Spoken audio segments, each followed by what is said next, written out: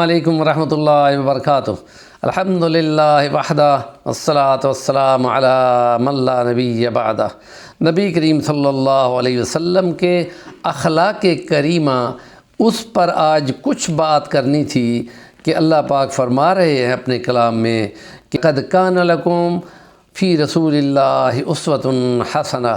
ہم نے تمہارے لیے بہترین نمونہ، اسوہ، مثال پیغمبر صلی اللہ علیہ وسلم کی زندگی کی دی ہے، اور ان کو انسان بنا کر بھیجا ہے، اور یہ ایمان لانے کی شرط ہے کہ ان کو انسان سمجھا جائے، بشر سمجھا جائے، اور ان کے تمام معاملات اور اخلاق اور ان کی پیروی لازم کی دی گئی ہے، اور اگر اس میں کچھ بھی فرق کیا جائے گا تو ختم نبوت پر ایمان ناقص رہ جائے گا، اور پتہ نہیں قبول بھی ہوگا کہ نہیں ہوگا۔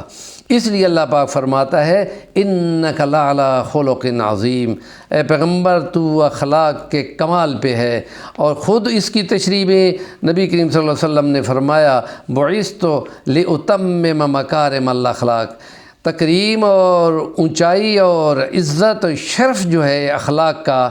وہ پورا کرنے کے لیے مجھ کو بھیجا گیا ہے۔ اور اس لیے نبی کریم صلی اللہ علیہ وسلم نے اس کی مزید تشریح کرتے ہوئے فرمایا ہے کہ ان اکمل المؤمنین ایمانا احسنہم خلقا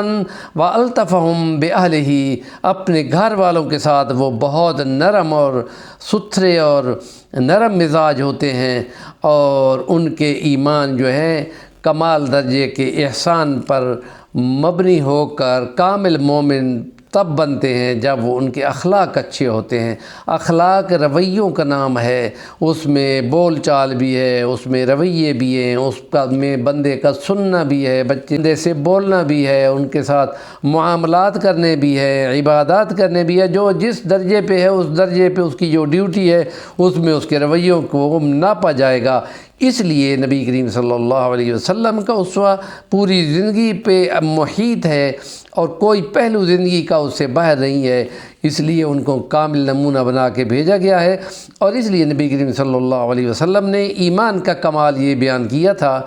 کہ والذی نفسی بیدہ لا یؤمن احدکم حتی یحب لاخیہ ما یحب لنفسہ، اس وقت تک اللہ کی ذات اس میں میری جان ہے، تم اس وقت تک کامل مومن نہیں بن سکتے کہ جو چیز تم اپنی ذات کے لیے پسند کرتے ہو وہ عام مسلمان بھائی کے لیے بھی پسند کرنے والے نہ بن جاؤ گے۔ اور یہی بات ہے کہ جو 10 سال پہلے امریکہ کے صدر اوباما نے بیان کی تھی کہ پیغمبر اسلام نے انسانوں کے لیے معیار اخلاق یہ بنایا ہے، اور اس کو مثال دی تھی، تو اس لیے یہ مثال بنتی ہے تو پھر اس کی پیروی بھی لازمی بن جاتی ہے۔ اور اس لیے نبی کریم صلی اللہ علیہ وسلم نے یوں فرمایا کہ قرب قیامت ایک تو یہ دنیا ہے، اور اس کے نتیجے میں آخرت ہونی ہے، جیسے کا جو فروٹ ہے اور ثمر ہے وہ اس کے اخلاق ہوتے ہیں۔ دیکھو وہ کیا کرتا ہے، کتنی برداشت کرتا ہے، کتنا وہ سنتا ہے، کتنا وہ سمجھتا ہے، کتنا غصہ ہو تو وہ پی جاتا ہے۔ یہ تمام زندگی نبی کریم صلی اللہ علیہ وسلم کی ہے۔ اب قرب قیامت میں بھی ایک سٹیج آنی ہے، تو اس لیے نبی کریم صلی اللہ علیہ وسلم کی تشریح دیکھیں، کیونکہ اللہ نے اپنا کلام پیغمبر پہ اتارا ہے، اور اس کو تعلیم کتاب بتایا ہے کہ تم نے تعلیم کتاب دینی ہے۔ تم نے ایک تو کلام سنا دینا ہے، اور دوسرا تعلیم کتاب دینی ہے، تیسرا نفوس کا تزکیہ کرنا ہے جو بندوں میں خرابیاں جاتی ہیں، تیسرا حکمت و دانائی کے زیور سے ان کو آشنا کر دینا ہے۔ یہ 4 مشن ہیں پیغمبر کے۔ تو تعلیم کتاب میں آپ نے ایک بات سے دوسری بات کی تشریح کرتے ہوئے یوں فرمایا کہ ان احبکم الی و اقربکم منی فی الآخرہ محاسنکم اخلاقا و ان ابغضکم الی و ابعدکم منی فی الآخرۃ اصائبکم الثرثارون